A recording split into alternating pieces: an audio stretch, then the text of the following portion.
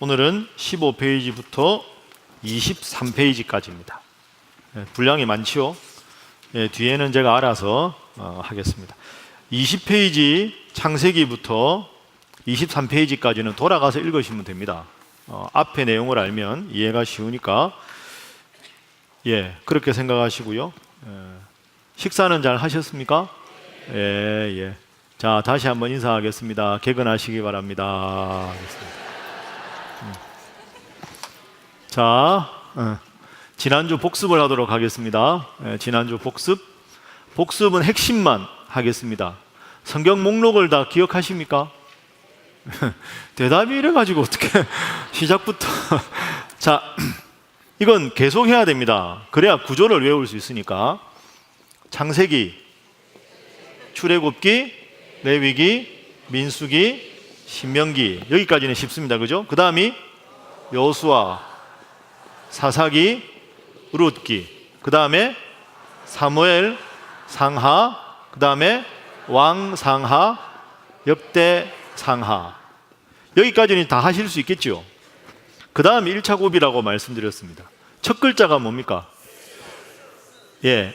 에스라니까 스입니다.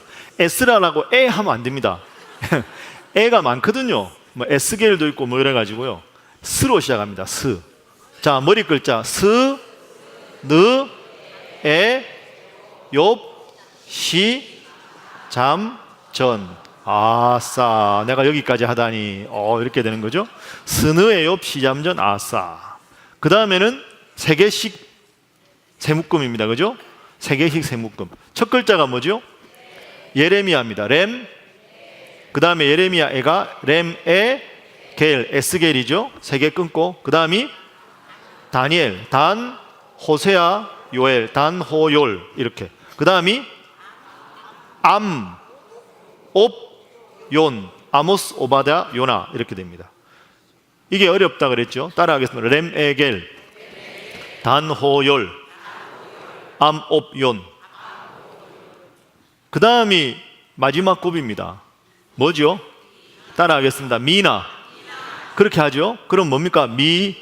미가, 나훔, 합, 습, 학, 습, 말은 쉬우니까, 그죠?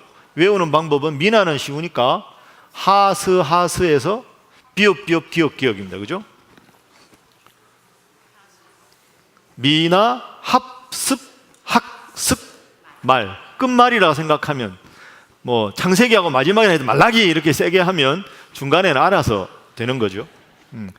창세기, 출애굽기, 레위기, 민수기, 신명기, 여호수아, 사사기, 룻기, 사무엘 상하, 열왕기 상하, 역대 상하 하고는 그 다음이 스다. 스느, 에, 욥, 시, 잠, 전, 아사. 그 다음에 세 글자씩 렘, 에, 겔, 단, 호, 열, 암, 옵, 연. 그 다음이 미나, 그죠? 미나, 합습, 학습, 말. 이렇게 하시면 되겠습니다. 잘 하셨습니다. 자, 이렇게 해서 이제 39분인데요. 지난주에 공부한 것 중에 제일 중요한 건 이게 연대순입니까? 아닙니까? 연대순이 아닙니다. 그래서 여기서 헷갈리죠. 막 읽다가 보면 앞에 에스라 느헤미야가 나왔는데 에스라 느헤미야는 한참 후 시대거든요. 이게 연대순이 아니다. 장르순이다. 이렇게 말씀드렸는데요. 장르순이라고 하면 두 가지만 딱 기억하시면 된다 그랬습니다. 요거 5개 하고 그 다음에 요렇게 끊을기가 좀 애매한데요. 따라하겠습니다. 창출레민신. 이게 뭐죠? 따라하겠습니다. 율법서. 이게 율법서입니다. 이게 중요하고요. 욥기, 시편, 잠언, 전도, 아가는 따라하겠습니다. 시가서. 시나 노래 이런 뜻이죠. 시가서 이렇게 하면 됩니다. 그러니까 창세기, 출애굽기, 레위기, 민수기, 신명기는 앞에 5권이니까 묶음이 쉽고요. 두 번째 묶음만 기억하시면 됩니다. 따라하겠습니다. 욥기, 시편, 잠언, 전도, 아가. 요 5가지를 꼭 기억하십시오. 욥, 시, 잠, 전, 아. 그러니까 앞에는 창출레민신 5권, 욥, 시, 잠, 전, 아 5권. 요렇게 딱 해놓고요. 앞에는 하나님의 율법이니까 율법서가 나오고요. 욥기부터 아가서까지는 시가서다. 시가서. 시나 노래다. 대표적인 게 시편 아닙니까? 자, 요렇게 딱 외워놓고 율법서와 시가서 사이에는 뭐라고요? 역사서입니다. 역사서. 여호수아, 사사기, 룻기, 이게 다 역사거든요. 그래서 율법서와 시가서 사이에는 역사서, 시가서 뒤에는 다 뭐라고요? 예언서. 이렇게 하면 됩니다. 그러니까 뭐 예언서가 몇 권이다 그걸 다 외우려고 생각하지 마시고요.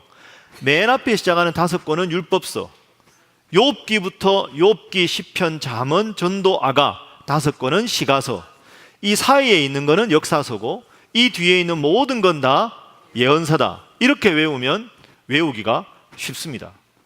자, 여기서 마지막 한 가지만 더 복습하고 오늘 본문으로 가겠습니다. 이 구조에서 또 하나 아주 중요한 게 뭐냐 하면 창세기부터 민수기, 신명기까지 오늘 공부할 건 하나님께서 주신 율법의 말씀입니다. 방향을 말하면 위에서 아래로 하나님께서 이스라엘 백성에게 주신 율법, 그 다음에 아까 5권, 그죠? 욥기, 시편, 잠언, 전도, 아가는 인간의 입장에서 하나님 앞에 신앙 고백을 올려드린 책입니다. 욥기는 하나님을 제가 이렇게 잘 믿는데 왜 이렇게 고통이 있습니까? 이게 욥기고요. 질문하는 거죠. 하나님 앞에 올려드리는 질문. 시편은 하나님을 찬양하는 것, 올려드리는 것. 잠언은 하나님 섬기는 게 지혜입니다 하고 하나님께 올려드리는 것. 그 다음에 전도는 인생 다 지혜롭게 살아보니 다 헛된 것이고 하나님 믿는 믿음만 최고입니다 하고 하나님 앞에 고백을 올려드리는 것. 아가서는 남녀 간의 사랑을 통해 하나님을 지극히 사랑하는 마음을 표현한 것. 그러니까 율법서하고 시가서가 중요한데 율법서 방향은 위에서 아래로, 시가서는 아래에서 위로, 역사서는 말 그대로 역사를 통해 드러나는 하나님의 뜻, 이렇게 생각하면 되고요. 예언서는 뭐냐? 예언서는 율법의 말씀을 왕들이 잘못 해석하거나 하나님의 말씀대로 살지 않고 그릇 행했을 때 예언자를 통해서 하나님 말씀대로 다시 율법으로 돌아가라 하는 게 예언서입니다. 그러니까 사실은 구약 39권 중에 제일 중요한 게 율법서입니다. 그러니까 오늘 하는 율법서의 내용을 왕이 다스리는 변화된 시대에 하나님의 말씀이 지금 이 시대는 이것이다 라고 다시 한번 율법을 강조하는 게 예언서가 되는 거죠. 그러니까 사실은 모든 예언서는 율법을 변화된 시대에 다시 적용하는 것이다. 이렇게 생각을 하면 이 구조 전체를 다 이해할 수 있습니다. 자, 이제 화면 보시죠. 칠판. 제가 지금까지 말씀드린 게 눈에 다 들어오시죠? 다 들어오시죠? 네, 다 안 들어와도 괜찮습니다. 오늘이 2번째 시간이기 때문에 오늘 빼고도 10번 남았으니까 자학하실 필요는 없고 제가 이건 계속 강조할 겁니다. 그래서 그냥 앞으로는 제일 좋은 건 여러분이 이 공부를 하다가 구약 목록을 딱 써놓고 이렇게 글자를 딱 이렇게 보면 글자가 여러분들에게 말을 걸어와야 됩니다. 창세기부터 신명기까지는 내가 율법서입니다. 욥기는 나는 성문서입니다. 이래가지고 이게 이 사이는 역사서고 여기 예언서구나 이렇게 눈에 싹 들어와야 앞으로 이제 성경을 읽을 때 전체 그림을 그리고 할 수가 있는 거죠. 충분히 할 수 있습니다. 걱정하지 마십시오. 그냥 따라만 오시면 되겠습니다. 자, 옆에 분들과 인사하겠습니다. 최선을 다하시기 바랍니다. 자, 한 번 더 할까요? 잘하실 줄 믿습니다. 자, 그러면 이 중에서 제가 말씀드린 대로 오늘은 제일 중요한 앞에 창세기부터 신명기까지 율법서 5권을 공부하도록 하겠습니다. 자, 여러분 가지신 교재로 15페이지인데요. 15페이지 한번 펴보시죠.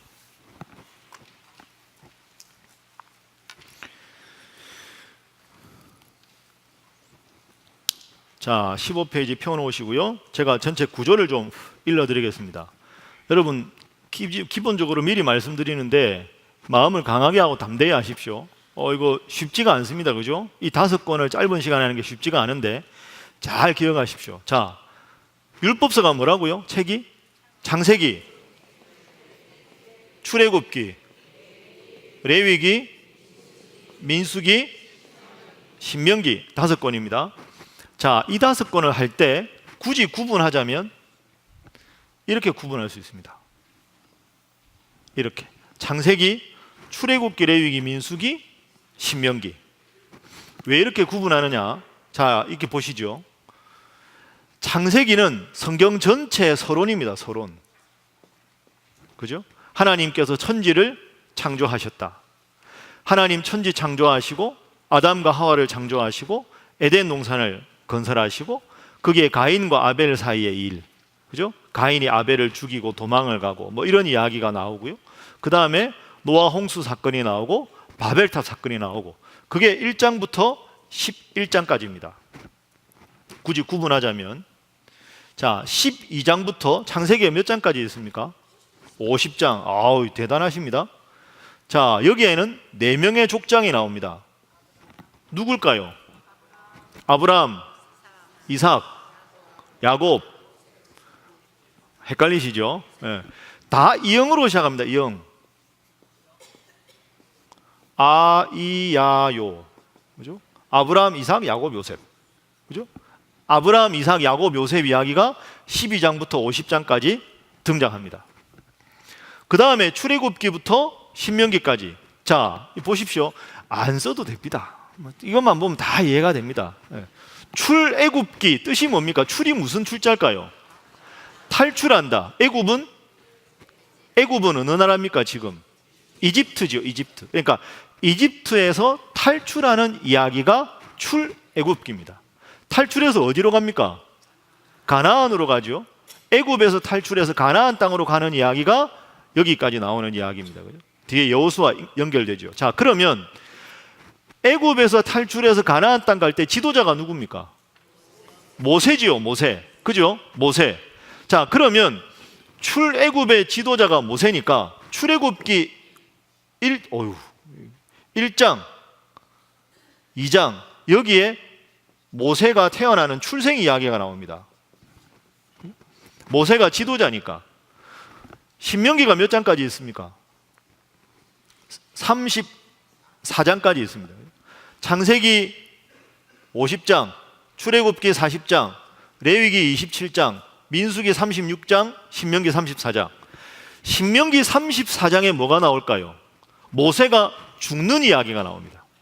그죠? 자, 그러니까 정리를 해보면 창세기는 서론, 출애굽기부터 신명기까지는 애굽을 탈출해서 가나안으로 가는 이야기. 하나님이 그 과정에 주인공을 누굴 택하셨다고요? 모세. 그러니까 출애굽기 1장, 2장에 모세 출생이 나오고 3장에서 시내 호렙산 가지 떨기 나무에서 야, 신발 벗어라, 거룩한 곳이다. 너 인도해라. 이 모세 소명 이야기가 3장에 나옵니다. 그렇게 쭉 가가지고 출애굽기, 레위기, 민수기, 신명기 34장에 모세가 죽습니다.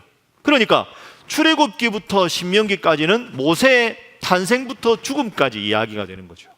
그래서 크게 보면 모세 오경이라고 율법서를 말하는 이유가 모세가 이 5권을 썼다는 게 아니라 모세의 인생을 통해서 출애굽한 이야기를 역사의 파노라마식으로 보여주는 책이 율법서다, 이런 말입니다. 그래서 모세 오경이라는 말을 잘못 이해해서 모세가 오경을 다 썼다, 그렇게 이해하는 것보다 모세라는 인물을 통해서 출애굽의 이야기를 하나님께서 보여주셨다, 이렇게 보셔야 됩니다. 모세가 썼다 이러면 신명기에 모세가 죽은 이야기는 누가 썼을까요? 모세가 죽기 전에 이렇게 썼다, 좀 믿기가 좀 그렇지 않습니까? 여러분, 한글을 누가 창제했습니까? 세종대왕.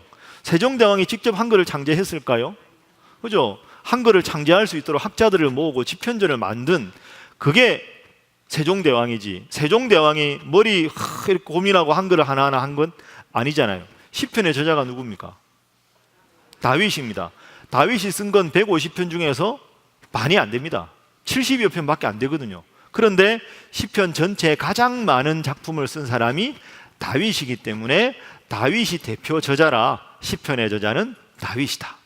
다윗이 대표자라는 뜻이죠. 그러니까 모세 오경이라는 말은 모세라는 인물을 주인공으로 해서 출애굽한 이야기라는 뜻이지, 모세가 문자적으로 하나하나 썼다라고 볼 이유는 없다. 자, 이렇게 생각하시면 되겠습니다. 창세기는 제가 따로 안 하려고 합니다. 왜냐하면 창세기는 워낙 여러분들이 자신이 있으시죠. 맨날 성경 읽으면 창세기부터 읽지 않습니까? 그래서 뭐 바벨탑, 노아 이런 건 다 아시니까 아브라함, 이삭, 야곱, 요셉도 어느 정도 아시니까 요 구조를 좀 잘 보겠습니다. 출애굽기, 레위기, 민수기, 신명기는 헷갈립니다. 자, 하나 여쭤볼까요? 10계명이 어디 나옵니까? 1번 출애굽기, 2번 레위기, 3번 민수기, 4번 신명기. 예, 객관식으로 하겠습니다. 이렇게 손 들고 틀리면 쑥스러우니까 요만큼만 들어보겠습니다. 출애굽기에 나온다, 손 들어보세요. 예. 레위기 손 들어보세요. 민수기 손 들어보세요. 신명기 손 들어보세요. 안 든 분은 뭡니까? 출애굽기는 10계명은 출애굽기에도 나오고 신명기에도 나옵니다. 출애굽기 20장에도 나오고요, 신명기 5장에 나옵니다. 그럼 하나님이 10계명을 2번 주셨을까요? 그럼 왜 2번 나올까요? 반복. 생각해보면 궁금하잖아요.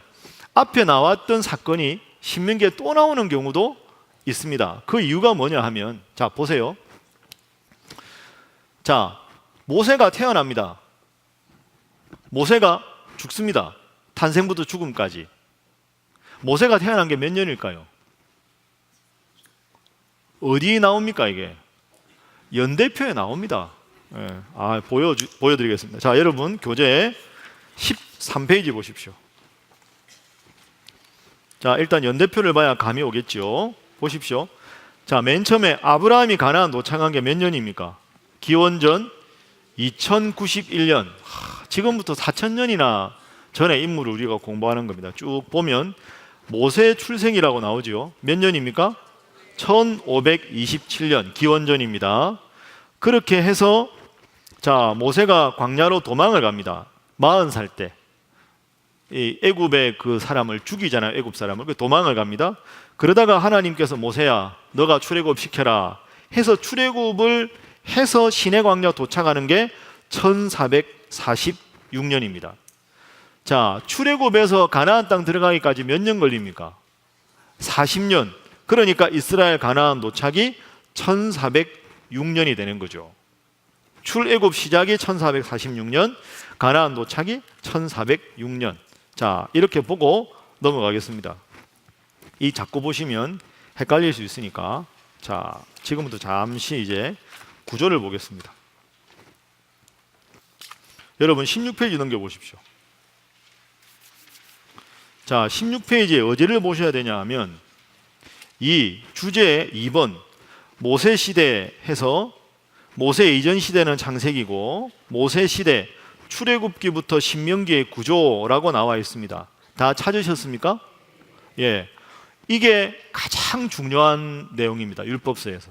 제가 지금부터 이걸 집중적으로 여러분에게 소개를 좀 하겠습니다. 지금부터 한 30분 동안 집중해서 들으실 필요가 있습니다. 집중해야 되니까 일단 피곤하신 분들을 위해서 기지개를 한번 켜도록 하겠습니다. 안 피곤하신가 봅니다. 신음소리가 안 나는데요. 네. 자, 이제 보시죠.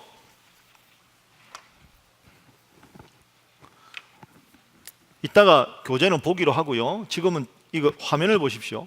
창세기, 출애굽기, 레위기, 민수기, 신명기. 그러면 창세기는 전체 서론이다. 자, 이렇게 정리를 하고요. 그럼 남은 게 4권이잖아요. 자, 출애굽에서 가나안 땅 들어가는 데까지 몇 년 걸린다고요? 40년 걸립니다. 40년. 자, 그러면 생각해 보세요. 신명기라는 책은 무슨 책이냐 하면 따라하겠습니다. 모세의 설교. 모세의 설교.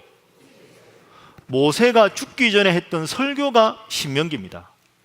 자, 이거 보십시오. 그러면 출애굽을 해가지고 들어가야 되는데요. 그러면 출애굽할 때 제일 중요한 게 뭐냐면 이렇게 되면 구조가 애굽에서 출발해가지고요.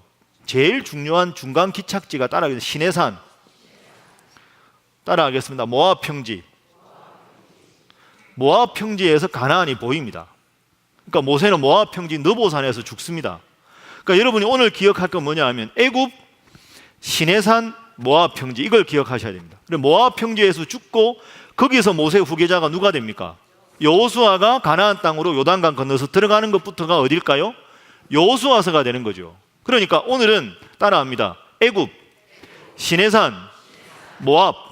그렇죠? 모압이 이제 가나안 입구니까 거기서 모세가 죽습니다. 자, 그러면 여기서부터 모압 평야까지가 40년 걸립니다. 40년. 그럼 상식적으로 생각을 해보십시오. 모세가 지도자다. 그러면 출애굽을 한 다음에 출애굽 광야 생활에서 태어난 사람들이 논리적으로 이때 태어났다면 이때 나이가 40살 됐겠죠. 모세는 40살에 부름받아서 80세가 되었습니다. 그러니까 모세가 지금 모압 평야에서 마지막으로 죽기 전에, 가나안 땅을 바라보면서 죽기 전에 유언처럼 설교를 몇 번 합니다. 누구를 위해서 설교하느냐? 주 독자가 누구냐? 광야에서 태어난 사람들.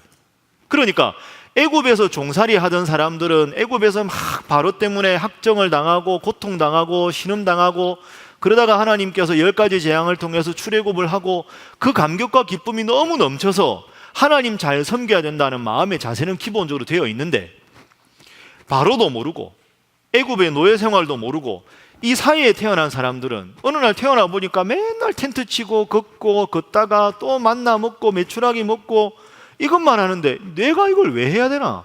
목적지가 어딘가? 우리 아버지 어머니가 그렇게 애굽에서 고생했다는데 나하고 관계없는 일인데, 그리고 하나님이 인도한다는데 내가 굳이 왜 하나님을 믿어야 되나? 이런 생각을 할 거 아닙니까? 그러니까 신명기는 출애굽 상황에서 태어난 신앙의 2세대들에게 야, 니네들 내 말 잘 들어봐. 하나님이 애굽에서 우리 조상들이 고통당할 때 이렇게 인도하신 거야. 이렇게 해서 이렇게 이런 사건이 있고 이렇게 십계명을 주셨고 이런 사건을 통해 이런 교훈을 주셨으니까 너희들도 앞으로 가나안 땅 들어가서도 하나님만 잘 섬기고 살아야 한다. 이 유언 같은 당부가 신명기입니다.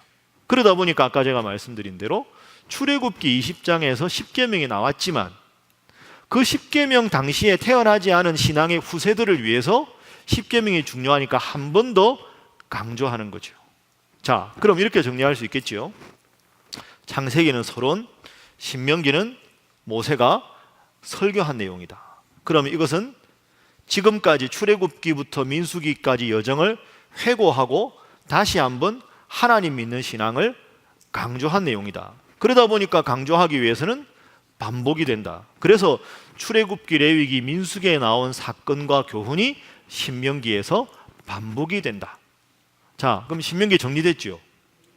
이해되시죠? 안 어렵죠? 자, 모세오경 처음에 뭐죠? 창세기, 그 다음이 출애굽기, 그 다음이 레위기, 그 다음이 민수기, 그 다음이 신명기. 자, 그럼 제가 두 권은 지우겠습니다. 창세기는 서론이다. 5권 중에서 첫 번째 했죠. 신명기 모세의 설교다. 회고하고 강조하기 때문에 반복이다.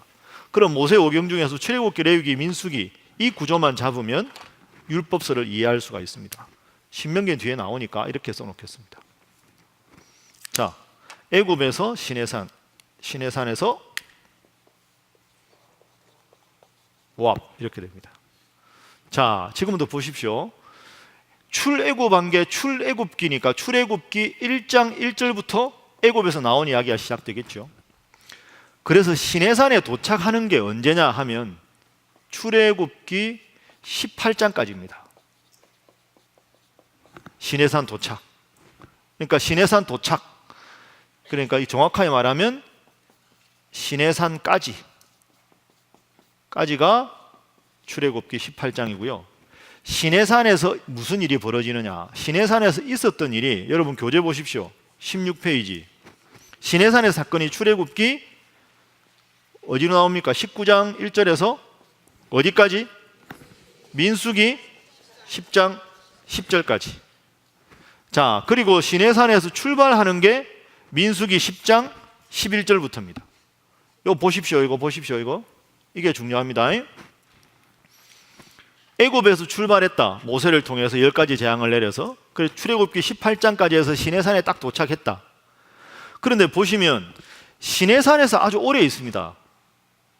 자, 출애굽기, 레위기, 민수기 다음 신명기인데요. 보십시오. 애굽에서 시내산까지 가는 데는 출애굽기 18장까지 18장으로 끝나요. 그것도 앞에 모세 부르시고 10가지 재앙 이야기니까 여정이 빨라요. 그런데 시내산에서 있었던 일이 출애굽기 19장부터 레위기 전체, 민수기 10장까지입니다. 그러니까 민수기 10장 11절부터가 시내산 출발이에요. 그러니까 출애굽기 이 출애굽 전체 사건의 제일 중요한 게 시내산에서 도대체 무슨 일이 있었느냐? 하나님이 왜 시내산에서 도대체 뭘 강조하셨느냐? 애굽, 시내산, 모압.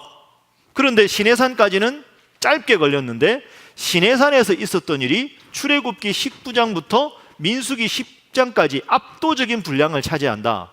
그럼 하나님은 시내산에서 도대체 이스라엘 백성들에게 뭘 원하신 걸까? 시내산에서 있었던 일이 뭔가? 그걸 정확하게 파악하는 게 오경 전체의 핵심이 되는 거죠. 이해되시죠?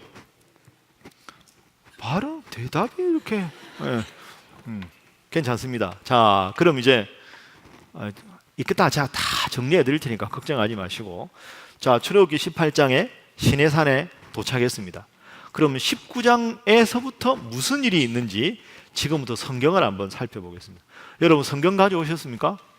네, 성경 가져오시는 건 기본이라고 다 출애굽기 19장 펴보세요. 출애굽기 19장. 자, 펴보십시오. 출애굽기 19장. 이게 아주 중요합니다. 출애굽기 19장이. 자, 혹시 안 가져오신 분 있죠? 손 들어보세요라고 하는 수는 없지만, 자, 그래서 준비했습니다. 화면 보겠습니다. 다음에는 화면 안 할 수도 있습니다. 출애굽기 19장 1절 보겠습니다. 자, 1절 함께 읽어볼까요? 시작. 이스라엘 자손이 애굽 땅을 떠난 지 3개월이 되던 날 그들이 시내 광야에 이르니라. 아멘. 시내산에는 텐트를 못 치잖아요. 산에. 그러니까 시내산이 보이는 밑에가 시내 광야에 텐트를 쳤습니다. 그러니까 하나님이 시내 광야까지 인도하신 거죠.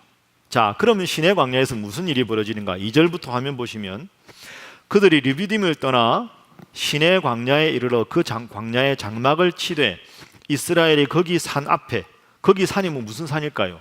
시내산 앞에 장막을 쳤습니다. 모세가 3절 하나님 앞에 올라가니 여호와 하나님이 산에서 그를 불러 말씀하시되 너는 이같이 야곱의 집에 말하고 이스라엘 자손에게 말하라. 출애굽에서 온 이스라엘 백성들한테 내가 할 말이 있다. 모세야, 너 날 대신해서 말을 좀 전해줘라. 이런 뜻입니다. 4절. 자, 4절, 5절, 6절 하나님의 직접적인 말씀입니다. 함께 읽어봅니다. 시작. 내가 애굽 사람에게 어떻게 행하였음과 내가 어떻게 독수리 날개로 너희를 업어 내게로 인도하였음을 너희가 보았느니라. 세계가 다 내게 속하였나니 너희가 내 말을 잘 듣고 내 언약을 지키면 너희는 모든 민족 중에서 내 소유가 되겠고 너희가 내게 대하여 제사장 나라가 되며 거룩한 백성이 되리라. 너는 이 말을 이스라엘 자손에게 전할지니라. 아멘. 자, 이 분위기가 지금 어떤 분위기냐 하면 시내산 앞에 광야에 천막을 쫙 쳤습니다. 그리고 백성들이 다 시내산 밑에 있는데 하나님이 모세를 딱 부릅니다. 그리고 모세한테 이렇게 말합니다. 야, 모세야, 내가 백성들한테 할 말이 있는데 너 좀 전해줘라. 그런데 4절부터 6절까지를 가만히 읽어보면 내용이 거의 프로포즈하는 내용입니다. 그죠? 내가 지금까지 애굽 사람한테 어떻게 했는지 봤지? 다 봤잖아. 이렇게 말을 하고요. 5절에 보면 하나님이 이 세계가 다 내 거야. 내 말만 들으면 너희 모든 민족 중에서 너를 특별한 내 소유로 만들어 줄게. 6절, 너희가 내게 대해서 제사장 나라가 되고 거룩한 백성이 된다 하는 말은 다른 모든 민족 중에서 내 말을 잘 들으면 내가 너희 이스라엘 백성들을 특별한 사람으로, 특별한 존재로 만들어 주겠다, 이 뜻입니다. 그러니까 쉽게 비유를 하자면 하나님이 남자고요, 이스라엘 백성이 여자라면 하나님이 프로포즈를 지금 하시는 장면입니다. 그런데 프로포즈를 직접 하시려니 하나님이 쑥스러우셔가지고 중간에 마담을 한 분을 이렇게 하는 거죠. 이분이 누굴까요? 모세입니다. 모세가 중재자입니다. 그러니까 하나님이 모세한테, 모세야, 내가 저 아가씨한테, 저 이스라엘 백성한테 하고 싶은 말이 있는데 날 대신 좀 전해줘라. 만약에 마음을 열고 내 사랑을 받아주기만 하면 내가 모든 여인들 중에서 가장 아름다운 여인으로 만들어주겠다. 나만 바라봐줘. 내가 쑥스러우니까 네가 좀 전해줘라. 요 장면이 출애굽기 19장의 프로포즈입니다. 그 출애굽기 19장은 이걸 기억하셔야 됩니다. 따라하겠습니다. 하나님의 프로포즈. 하나님의 프로포즈. 자, 그럼 모세가 어떻게 했을까요? 모세가 내려갑니다. 자, 7절. 모세가 내려와서 백성의 장로들을 불러서 여호와께서 자기에게 명령하신 그 모든 말씀을 그들 앞에 진술했습니다. 하나님이 하나님만 사랑하면 다 준대. 특별한 존재로 만들어 준다는데 어떡할래?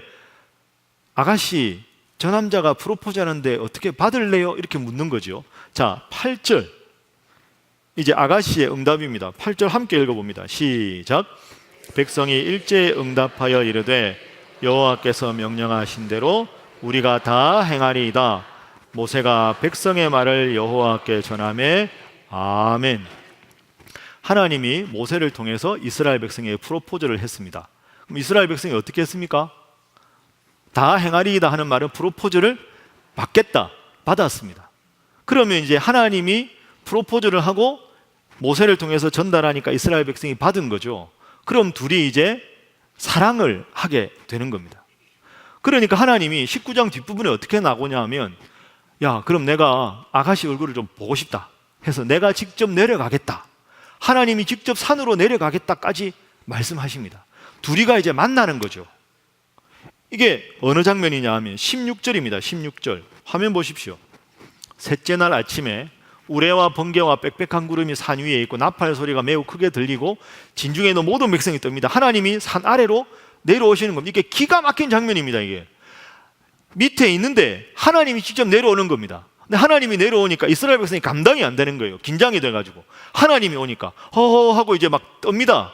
그러니까 그래도 떠는 게 안타까워서 그러면 내가 안 갈게. 그럼 내가 여기 있을게. 모세야, 네가 대신 올라와라. 그게 20절입니다. 20절 보시죠. 여호와께서 시내산 곧 그 산 꼭대기에 강림하시고 모세를 부릅니다. 자, 그러니까 여기서 출애굽의 목적이 나오는 겁니다. 하나님이 노예 생활을 하던 이스라엘 백성들을 출애굽한 목적은 영원히 이스라엘 백성들을 사랑하기 위해서 부르신 거죠. 하나님이 프로포즈를 했고 이스라엘 백성이 받았습니다. 프로포즈를 해서 받으면 둘이가 결혼을 하는 거죠. 부부가 되는 겁니다. 그러면 하나님이 가진 모든 걸 다 이스라엘 백성에게, 아내가 되는 신부에게 다 주는 거죠. 그러면서 출애굽기 20장으로 넘어갑니다. 20장에 뭐가 나옵니까? 십계명이 나옵니다. 십계명이 뭘까요? 저를 보십시오. 이런 뜻입니다. 내가 당신에게 프로포즈를 했는데 당신이 받았습니다. 모든 민족을 내가 창조했지만 하나님 나만 믿겠다고, 나만 사랑하겠다고 약속을 했으니까 내가 이제 이스라엘 백성들을 특별한 백성으로, 많은 여인들 중에 특별한 내 아내로 맞이하듯이 그렇게 하겠습니다. 내가 앞으로 평생 이스라엘 백성 당신을 사랑할 테니까 당신은 나만 바라봐줘. 부부 생활 해야 되니까 요것만 반드시 지켜줘. 최소한의 것만. 그게 10계명입니다. 1계명 뭡니까? 나 외에 다른 신을 내게 두지 말라. 나만 바라봐. 딴 남자 보면 안 돼. 이게 1계명이죠. 2계명 뭡니까? 너를 위하여 우상을 만들지 말고 섬기지 마라. 지갑에다가 옛날에 연애하던 남자 사진 넣어가지고 부부싸움하면 이 남자가 나왔는데 그러지 마라. 이게 두 번째 계명이죠. 세 번째, 나 여호와 이름을 망령되이 일컫지 마라. 딴 데 가서 남편이 뭐가 어떠니 저가 어떠니 하고는 남편 흉보지 마라. 이렇게 되는 겁니다. 4계명이 뭡니까? 안식일을 기억하여 거룩하게 지키라. 아무리 바빠도 일주일에 하루는 나만 좀 생각해줘. 이게 되는 거죠. 그 다음에 이제 처가들도 잘 지내야 되니까 부모님하고 잘 지내고 도둑질하지 말고 이렇게 되라. 그럼 여러분, 10계명은 하나님이 지키면 복을 주고 안 지키면 벌을 주려고 한 게 아닙니다. 그런 하나님이 아니고요.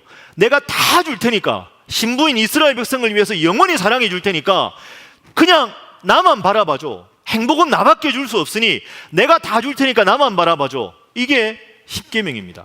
그러니까 19장은 하나님의 프로포즈, 20장은 오케이한 신부에 대해서 내가 영원히 사랑해 줄 테니까 부부사랑 10계명을 만들어서 이것만 지켜줘. 이렇게 된 거죠. 그러니까 사실은 따라하겠습니다. 10계명은 하나님의 축복이다. 여러분 이렇게 생각하셔야 됩니다. 나 외에 다른 신을 내게 두지 말라. 이걸 보고 참 하나님 속이 좁으시네. 다른 신을 섬기면 이게 아니고요. 복을 줄 수 없고 행복을 줄 수 없는 다른 신을 섬기면서 인생을 허비하지 말고 너 하나만 바라고 평생 행복하게 해줄 수 있는 사람은 나밖에 없으니 이스라엘 백성들아, 나밖에 너에게 행복을 줄 수 있는 존재가 없으니 나만 바라봐. 내가 다 알아서 해줄게. 이게 출애굽기 20장입니다. 그러니까 이스라엘 백성들이 거부할 이유가 없죠. 예, 하나님 알겠습니다. 이렇게 된 겁니다. 그러면 자, 신랑이 프로포즈하고 신부가 받고 부부사랑 10계명까지 오케이 했습니다. 그러면 신랑과 신부가 함께 살 집이 필요하겠죠. 하나님하고 이스라엘 백성이 만날 집이 필요할 거 아닙니까? 그 집이 어딜까요? 따라하겠습니다. 회막. 그게 성막이 되는 겁니다. 성막. 그러니까 성막은 하나님이 이스라엘 백성들을 만나시겠다고 약속한 겁니다. 성막 이야기가 출애굽기 25장에 나옵니다. 자, 25장 어디냐 찾아봅니다. 25장 8절입니다. 8절. 17페이지 밑에 나옵니다. 자, 화면 보십시오. 출애굽기 25장 8절 함께 읽어보죠. 시작. 내가 그들 중에 거할 성소를 그들이 나를 위하여 짓되. 아멘. 그러니까 나하고 만나 살 집을 짓자. 그게 회막이다. 자, 22절 화면 봅니다. 출애굽기 25장 22절 교재에 있으니까 정리해 드리겠습니다. 시작. 거기서 내가 너와 만나고 속죄소 위 곧 증거궤 위에 있는 두 그룹 사이에서 내가 이스라엘 자손을 위하여 내게 명령할 모든 일을 내게 이르리라. 아멘. 저를 한번 따라하겠습니다. 거기서 내가 너와 만나고. 여러분, 이게 대단한 사건입니다. 하나님은 지금까지 저 산 위에 계셨잖아요. 저 위에 떨어져 있다가 그 하나님이 친히 내려와서 다 해방시켜 주시고 내가 너희들을 해방시키고 앞으로 영원히 행복하게 해줄 테니까 내 프로포즈를 받아줘. 예, 받겠습니다. 그럼 이것만 지켜. 평생 사랑할게. 알겠습니다. 그럼 내가 집을 지을 걸 가르쳐. 집을 짓자. 그 집에서 내가 너와 만나겠다. 저 먼 우주에서 내가 너와 관계없이 지내는 게 아니라 너희들 12지파가 텐트 치고 있는 그 제일 중심에 회막을 만들어라. 그 회막에서 너희가 기도할 때마다 내가 너의 기도를 듣고 너를 만나 주겠다. 이렇게 하나님이 말씀하시는 거죠. 이게 엄청난 사건입니다. 하나님이 직접 프로포즈 하시고 하나님 직접 와서 내가 너희와 사랑을 나누겠다. 그래서 여러분 출애굽기 25장부터 회막 이야기가 나옵니다. 그리고 26장 쭉 넘어가서 40장이 출애굽기 마지막인데요. 40장에 가면 이제 회막이 완성이 됩니다. 그래서 여러분 앞으로 출애굽기 읽을 때 뭐 회막 맨날 보면 청색, 자색, 홍색 실과 가늘게 꼰 배실로 뭐를 만들고 규격은 뭘 하고 이게 나하고 무슨 상관이 있나? 이게 아니라 하나님이 신랑이고 내가 신부인데 신랑과 신부가 함께 살 집 크기는 이 정도 하고 베란다는 이쪽으로 내고 방은 이쪽으로 하고 커피는 여기서 막 먹고 뭐 이렇게 하는 장면이 회막을 만드는 장면입니다. 그래서 출애굽기의 40장 마지막이 회막을 만드는 이야기로 끝이 납니다. 자, 출애굽기 40장 한번 펴보십시오.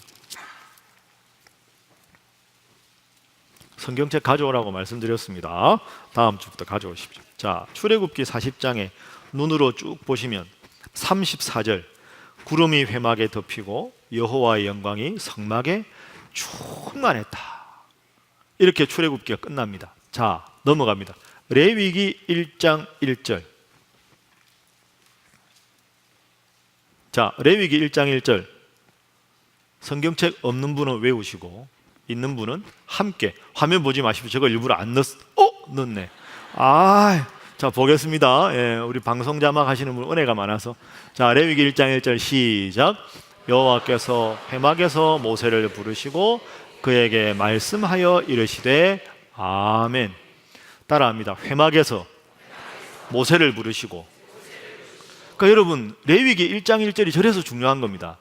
회막에서 하나님이 모세를 만나셨습니다. 저 하늘 위에서 필요할 때 부르시는 하나님이 아니라 신혼집을 만들 모든 양식을 쫙 설명한 다음에 출애굽기 40장에 그 회막에 하나님의 영광이 가득하고 레위기 딱 들어가면 회막에서 이제 모세를 만나시는 겁니다. 자, 레위기 하면 재미가 솔직히 있습니까? 없습니까? 너무 자신 있게 그렇게 말씀을 하시면 예. 레위기에 보면 번제, 소제, 화목제, 속제제, 속건제, 뭐 제물은 이렇게 해라, 각을 어떻게 했더라. 이게 무슨 관계 있나? 이게 뭐냐 하면 이제 회막 신혼집에서 하나님하고 이스라엘 백성이 만나는 거죠. 알콩달콩 살아야 될 거 아닙니까? 근데 하나님은 신부 이스라엘 백성의 모든 걸 다 아십니다. 창조했으니까. 그런데 이스라엘 백성들은 신랑에 대해서 아는 게 없습니다. 그러면 이 신랑이 도대체 뭘 좋아하나, 음식을 뭘 좋아하나 알아야 될 거 아닙니까? 여러분, 김치찌개 끓일 때 뭘 넣어서 끓여야 제일 맛있습니까? 돼지고기요? 예? 햄요? 아, 김치가 맛있어야 된다. 그럼 예를 들어서 번제, 소제, 화목제, 속제제, 속번제는 하나님이 왜 이렇게 말씀하셨나? 이런 뜻입니다. 신부, 혹시 김치찌개 끓일 줄 알아요? 나는 김치찌개 신김치 팍 넣고 돼지고기 넣어서 먹는 거 좋아해요. 돼지고기 넣을 때는 삼겹살을 이 정도로 좀 잘라가지고 몇 도에 좀 보글보글 끓여서 뚜껑을 이렇게 열면 참 맛있더라고요. 참고하세요.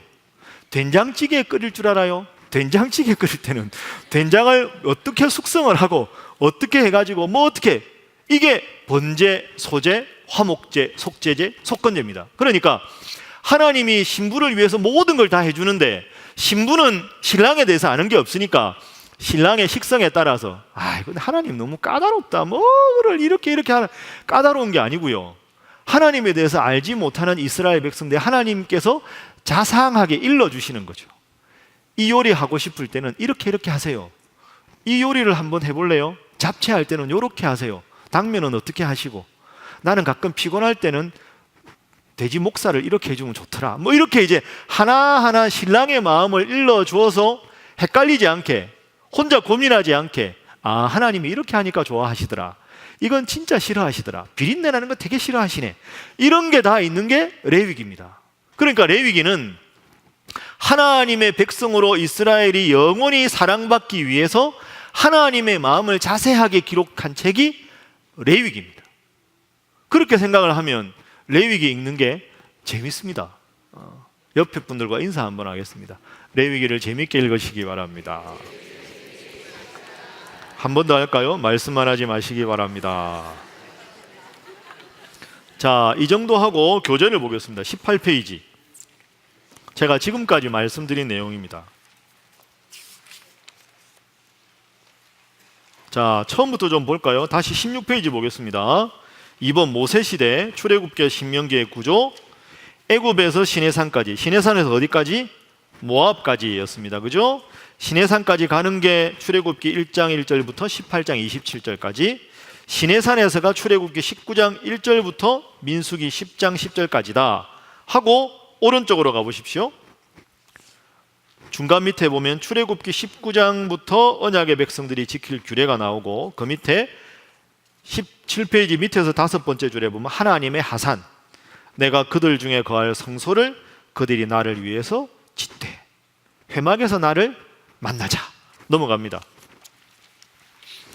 그래서 18페이지 위에서 4번째 줄, 그래서 이어서 회막의 건설은 어디서 완성된다? 출애굽기 40장에서 완성이 된다. 그래서 레위기 1장 1절에 여호와께서 회막에서 모세를 부르셨다. 자, 그 밑에 제가 읽어봅니다. 어디서? 회막에서. 이전까지는 출애굽기 40장까지는 하나님께서 산에서 말씀하셨는데, 이제부터 하나님은 더 이상 산에서 말씀하시는 분이 아니라 하나님께서 산 아래로 내려오셨습니다. 하나님께서 회막에서 이스라엘 백성 한가운데서 이스라엘의 매일의 삶에 관한 가르침을 선포하십니다. 이제 이스라엘은 하나님의 구속하심에 감사하면서 하나님께 주시는 규례대로 살면 되는 것이지요. 그 밑에가 중요합니다.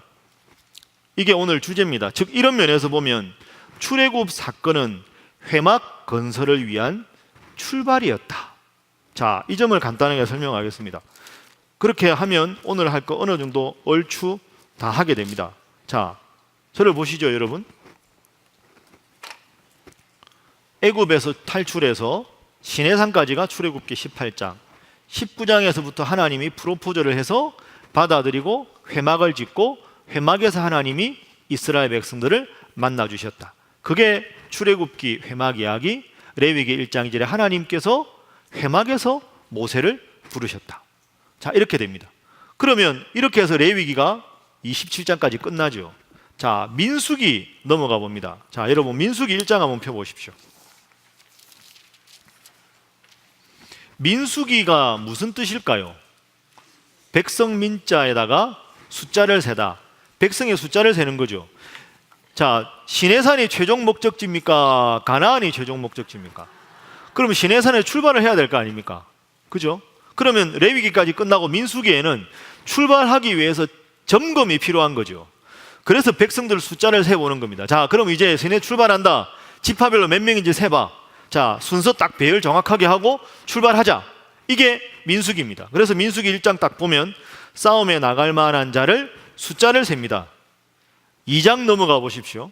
2장에 보면 진을 어떻게 편성하냐, 행군은 어떻게 하냐, 그거에 대해서 2장에 나옵니다.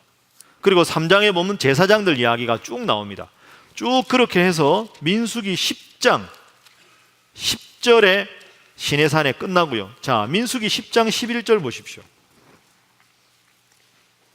민수기 10장 11절. 민수기 10장 11절. 자, 11절 한번 화면에 비춰 주시죠. 민수기 10장 11절. 없으면 제가 읽겠습니다. 자, 둘째 해 둘째 달 스무 날에 구름이 증거의 성막에서 떠오르매 12절 보십시오. 이스라엘 자손이 시내 광야에서 출발했다. 그러니까 민수기 10장 11절부터는 시내산에서 출발. 어디로? 모압과 가나안으로. 자, 보십시오. 그럼 이렇게 보죠. 출애굽기 레위기가 끝나고요. 민수기에서 진을 편성하고 출발해서 민수기 10장 11절부터 이제는 시내산에서부터 모압으로 갑니다. 모압으로 가다가 이런저런 일이 있겠죠. 이건 어떻게 비유할 수 있냐 하면 하나님이 프로포즈하고 이스라엘 백성이 받고 함께 살 신혼집을 짓고 식성을 다 설명해 주시고 취미와 특기를 다 이제 레위기가 설명해 주시고 민수기에 자, 그럼 여보 됐죠? 나는 이런 사람이에요. 우리들이 행복하게 잘 살아봅시다. 하고는 이제 신혼생활이 본격적으로 룰은 다 정하고 설명할 것 다 하고 살기 시작하는 게 민수기 10장 11절부터입니다. 이제 본격적인 신혼기에 들어가는 거죠. 여러분 신혼이 행복했습니까? 안 행복했습니까? 기억도 없으시죠? 네. 행복했지만 또 한편 생각해 보면 부부끼리 맞추는 과정이 필요합니다. 티격태격하게 되는 거죠. 뭐 이만한 일에 삐지냐, 왜 넌 이렇게 했냐, 이렇게 되는 그 사건이 민수기 10장부터 나옵니다. 자, 화면 보십시오. 아, 화면이 아니라 성경책입니다. 죄송합니다. 자, 11장 보십시오. 11장, 민수기 11장 눈으로 보시면 화면 안 비쳤습니다. 성경책 가져오라고 말씀드렸죠. 여호와께서 들으시기에 백성이 악한 말로 원망합니다. 하나님을 원망하는 거죠. 신부가 아유 신랑이 뭐 저러나 뭐 이렇게 이제 하는 거죠. 디베라에서 원망하고. 자, 그리고 뒤에 가보십시오. 11장 뒤에 보면 예를 들어서 19절 18절 보시죠. 또 백성에게 이르기를 너희 몸을 거룩하게 내일 고기 먹기를 기다리라. 이 왜 그러냐면 자꾸 우리는 맨날 고기는 어디 가고 맨날 이런 것만 먹나. 쉽게 말하면 신랑이 돈을 안 갖다 줘가지고 고기 먹을 돈도 없고 뭐 이런 바가지를 긁는. 하나님이 듣다 알았다 고기 줄게 해서 뭘 보냅니까? 메추라기를 보내는 게 11장에 나옵니다. 그러니까 신부가 불평하면 신랑이 맞춰주는 과정이 11장입니다. 12장 미리암이 똥뚱한 소리 해가지고 벌 받는 장면도 나오고요. 13장 가나안 땅 들어가기 전에 이제 넓은 집으로 이사를 가야 되겠죠. 이동식 말고 단칸방 아니라 좋은 데로 가야 될 거 아닙니까? 빌라로 가나안으로.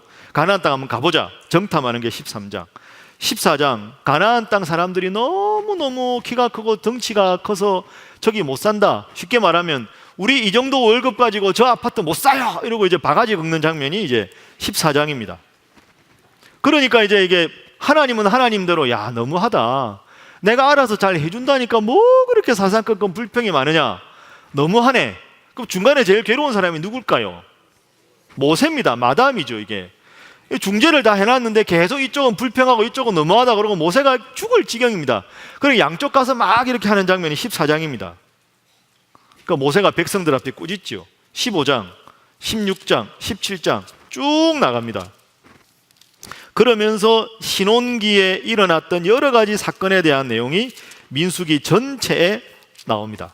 자, 그렇게 해서 민수기가 36장까지 끝이 납니다. 자, 민수기 36장 마지막 13절 보십시오. 민수기 36장 13절. 자, 다 찾으셨죠? 자, 다 함께 읽어봅니다. 시작.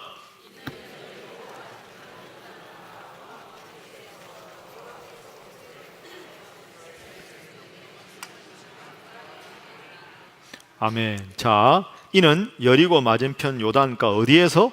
모압 평지에서. 그 모압까지 간 게 민수기 끝입니다. 그렇죠? 자, 마지막 장 신명기 1장 1절 펴보십시오. 신명기 1장 1절 시작. 이는 모세가 요단 접쪽 숲 맞은편에 아라바 광야 곧 바란과 도벨과 라반과 하세롯과 디사압 사이에서 이스라엘 무리에게 선포한 말씀이라. 아멘. 이게 이제 모세가 모압 평지에서 이야기한 설교입니다. 그러니까 전체적으로 이제 정리를 한번 해보겠습니다. 자, 마지막 정리입니다. 끝났다는 뜻이죠. 기지개 한번 켜도록 하겠습니다. 아직까지 신음소리가 안 나는 거 보니까 안 피곤하신 것 같습니다. 자, 마지막이니까 우리 왼쪽으로 몸을 돌려서 어깨를 좀 주물러 주도록 하겠습니다. 사랑하는 마음으로. 잘 좀 해주십시오.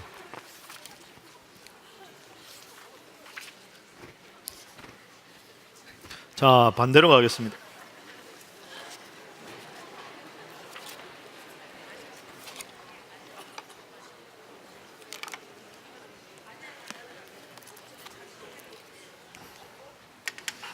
자, 이제 바로 앉겠습니다. 자, 박수 3번 시작. 다시 3번 시작. 자, 오늘 한 거 전체 정리하겠습니다. 쉽습니까? 어렵습니까? 아, 이게 반응이 이상한데요. 그렇습니다. 쉽습니까? 어렵습니까? 네. 이게 아직은 어려워도 됩니다. 그죠? 이제 두 번째 시간인데 뭐 괜찮으면 모르셔도 됩니다. 앞으로 계속 강조할 테니까. 자, 율법서가 뭐라고요? 창세기, 출애굽기, 레위기, 민수기, 신명기다. 이 5권이 제일 중요하다. 그래서 이 5권이 시대적인 변화에 따라서 새롭게 해석된 게 예언서다. 그래서 율법서를 아는 게 참 중요한데, 창세기는 이스라엘 백성 전체의 서론이다. 뭐 출애굽했는데 출애굽의 지도자가 모세다. 그 출애굽기 1장 2장은 모세의 출생부터 신명기 34장 마지막 장에 모세의 죽음이 나온다. 그래서 우리는 이 5권을 모세를 중심으로 한 출애굽 사건, 그래서 모세 오경이라고 한다. 그런데 이 중에서 신명기는 출애굽의 40년 역사에서 광야에서 태어난 2세대들에게 하나님을 믿는 신앙이 중요하다는 걸 가르치기 위해서 출애굽 과정에서 어떤 일이 있었는지 다시 한번 반복해서 강조하는 모세 설교문이다. 이걸 한 것은 모압 평지에서 설교를 한다. 그리고 이제 여호수아 가나안으로 들어가게 되는 거죠. 자, 그러면 출애굽기, 레위기, 민수기의 구조를 잡는 게 중요하다. 맨 처음에 출발은 애굽, 최종은 여기가 모압 잡으면 중간 기착지가 어디라고요? 시내산이다. 애굽, 시내산, 모압. 이게 모세오경 전체에서 중요한 지리적인 중요한 지점이다. 그런데 애굽에서 나와서 시내산까지 가는 것이 출애굽기 18장까지. 출애굽기 19장 1절부터 민수기 10장 10절까지가 시내산 이야기. 민수기 10장 11절부터 민수기 끝 신명기까지가 모압 이야기다. 자, 그러면 제일 많은 분량 출애굽기 19장부터 출애굽기, 레위기 전체 민수기까지 시내산에서 도대체 무슨 일이 있었느냐? 하나님께서 출애굽기 19장 1절에서 이하에 보면 모세를 통해 하나님께서 프로포즈를 하신다. 내가 영원히 이스라엘 백성들의 행복을 보장해 줄 테니 너희는 내 계명을 지키라. 그렇게 하겠느냐라고 모세를 통해 물었을 때 이스라엘 백성들이 예, 그렇게 하겠습니다 라고 말했다. 그래서 하나님과 이스라엘 백성 사이는 신랑과 신부 관계가 되었다. 부부가 관계가 되었으니까 부부끼리 지켜야 될 가장 최소한의 윤리적인 덕목이 10계명이다. 그래 출애굽기 20장에 10계명이 나온다. 부부가 되었으니까 부부가 항상 함께 만나고 함께 거처할 곳이 필요하다. 그곳이 어디다? 회막이다. 그래서 회막 이야기가 출애굽기 25장에 나온다. 거기서 내가 너희를 만나주겠다. 거기서 우리가 신혼집을 만들자. 신혼집의 규격을 어떻게 할지 쭉 설명한 다음에 출애굽기 마지막 40장에서 회막이 완성이 된다. 그리고 레위 출애굽기 다음이 레위기인데 레위기 1장 1절에 하나님께서 회막에서 모세를 만나 주셨다. 하나님께서 하나라 내려와서 이스라엘 백성들과 함께 거하신다. 그러면서 하나님이 어떤 분인지 자세하게 하나님에 관한 걸 설명하는 것이 레위기다. 그리고 민수기 10장까지 그 설명을 다 마치신 후에 이제 본격적인 신혼이 시작되는 것이 민수기 10장 11절부터 모압 평야에서 민수기 전체. 그래서 민수기 전체에 보면 신랑과 신부가 서로 맞추려고 티격태격하는 그런 사건들이 많이 등장한다. 그리고 신명기는 전체적으로 모세가 설교한 내용이다. 이렇게 생각을 하시면 되겠습니다. 자, 지금까지 한 내용 전체를 몇 가지로 딱 정리를 해드리겠습니다. 요거는 기억을 하십시오. 쓰십시오.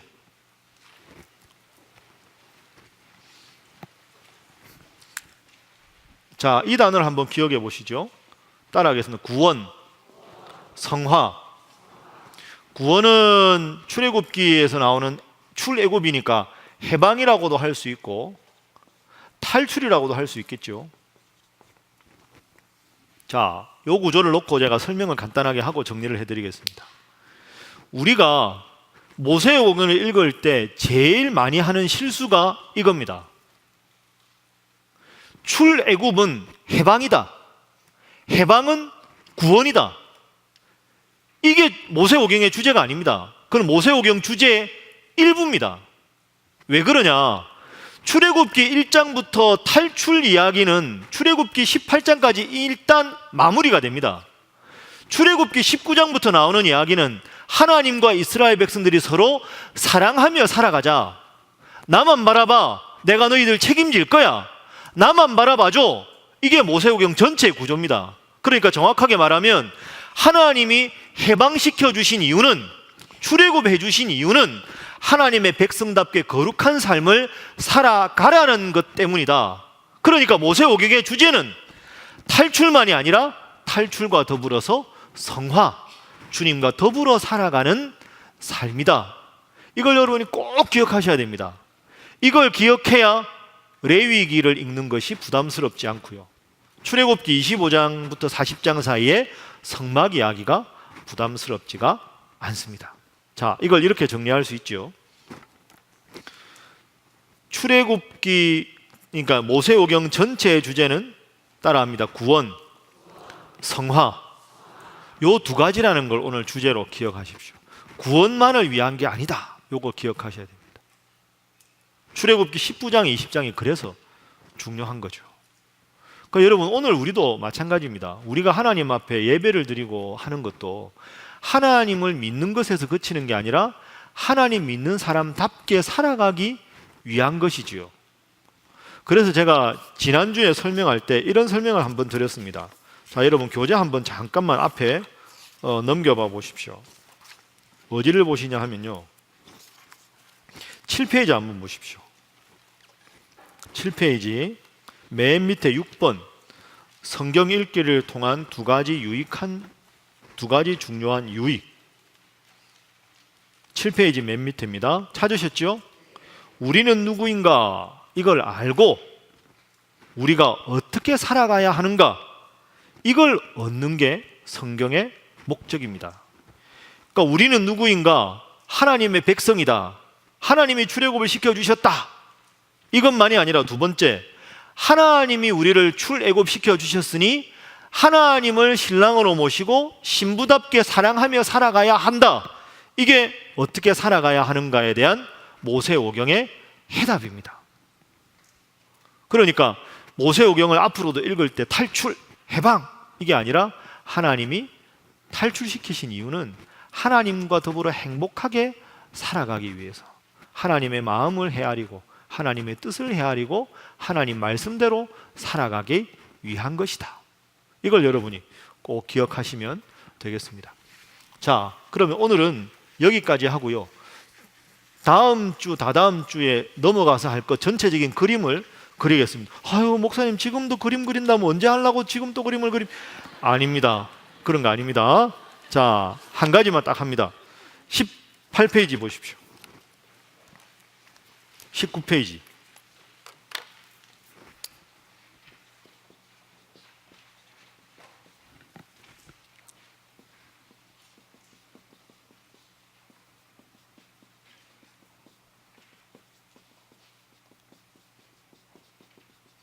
그거 안 보시면 여기만 보십시오.